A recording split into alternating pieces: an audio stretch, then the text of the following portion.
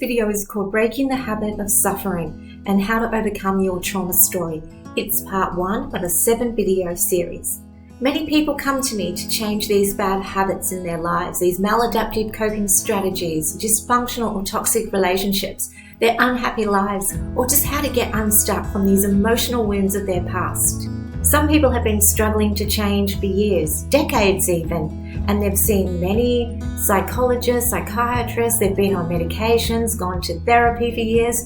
5, 10, 20 years later, they're still infected by these corrosive patterns and the pain of their past. Whilst everyone will experience pain, not everyone will suffer.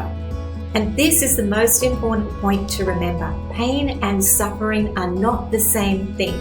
Something terrible that happened to you when you were 5 years old might have been painful, it might have been hurtful, it might have been terrible, it might have left enduring scars on you.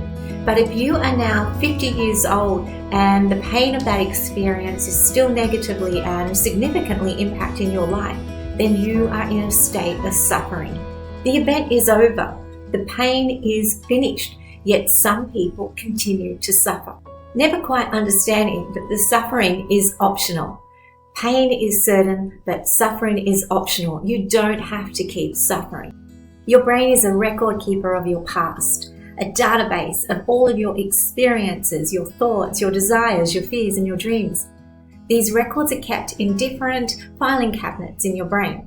There is the language center where your brain has recorded and downloaded a narrative, a script of what's occurred. And this is your trauma story. There is the emotional center where your brain has recorded how you felt and the quality and the intensity of the emotional experience that was attached to the trauma at the time.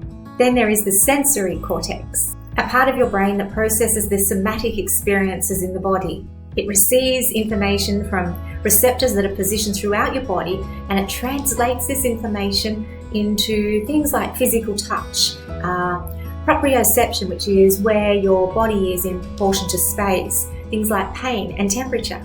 So when you go through the day thinking about this horrible thing that happened to you, your brain activates all of these areas, and of course you feel the terror or perhaps the pain, the fear, the sorrow, or whatever emotion it was that was attached to the experience at the time. And that was purposeful then. But now we are 2, 5, 10, 20 years later.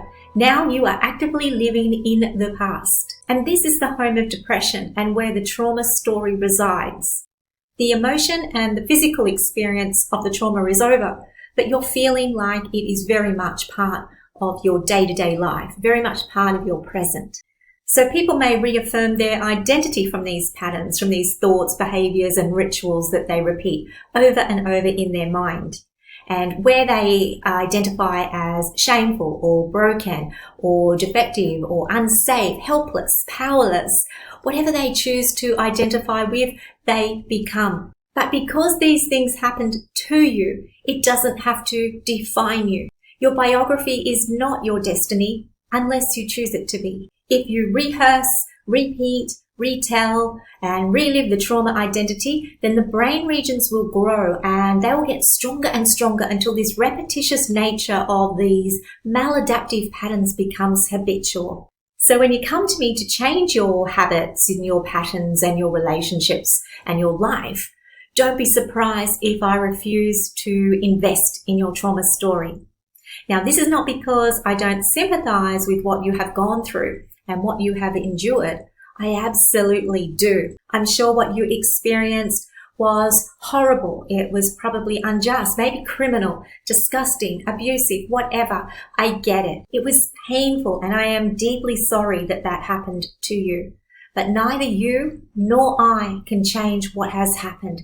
And if I could, I would, just as I am sure if you could, you would already have done so. But what I can do is say that I care enough to tell you or to ask you, why are you choosing to still suffer? And I would love to help you break this habit of suffering.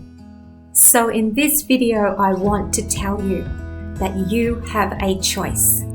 I want you to know that the story you're telling yourself and the emotions you have attached to the story and the recording of the experience in your body are part of the suffering, are connected to the suffering. To stop the suffering, you need to change the story, and then the emotion will change and heal the body.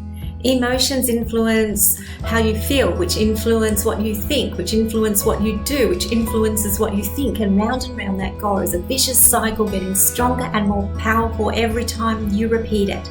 And the repetition of this process conditions the body to act in accordance with the rest of the system. So if you think you are broken and you feel powerless and you act defeated, then this results in the suffering of the whole system, and the body will respond accordingly.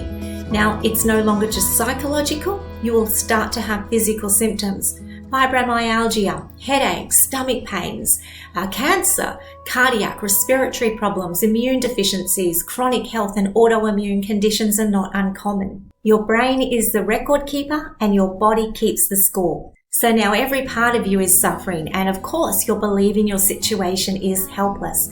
You'll probably end up going to doctors or psychologists or psychiatrists. You'll likely be given medication, which will perpetuate the belief that you are sick, that you are broken, and that you are suffering. And so it will be true. If the thoughts and the emotion and the body are all responding to something in the past, the unconscious mind can no longer differentiate between what happened then and what's happening now. And it literally perpetuates the same pain. And now 10, 20 or 50 years later, you are suffering like the trauma is still happening every day, 7 days a week, 365 days a year. No wonder you are depressed. Depression and suffering have become habitual for you. Your future is now predictable because it is a continuation of your past, unless you choose to break the cycle. There is only one place you'll find the keys of freedom to this suffering, and that is in the powerful moment of now. In the next few videos of this series, I'll give you some information on how you can stop the suffering and how through biology, psychology, energy medicine and quantum strategies that you'll be able to change your brain from being a painful record keeper of your past to an empowered and unlimited program for your future. Until then, take care of yourselves and each other and have a very happy and peace-filled day. Bye for now.